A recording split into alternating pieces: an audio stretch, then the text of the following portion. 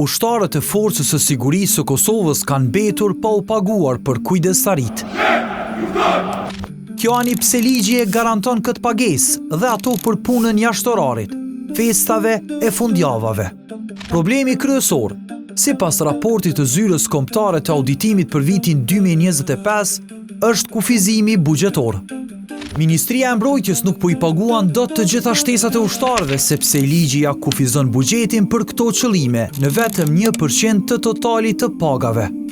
Kjo përkthehet në rreth 504.000 euro, ndërsa nevoja për t'i paguar ushtarët për vitin 2025 është mbi 2.8 milion euro.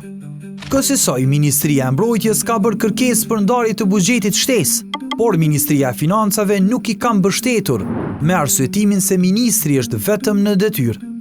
Në mungesë të ndonjë zgjidhjeje, disa nga ushtarakët janë kompenzuar me ditë pushimi, vetëm për aq sa zhvillimi i aktiviteteve operative të FSK-s të mos ndikohet apo pengohet, e të tjerë kanë paditur shtetin në gjyq.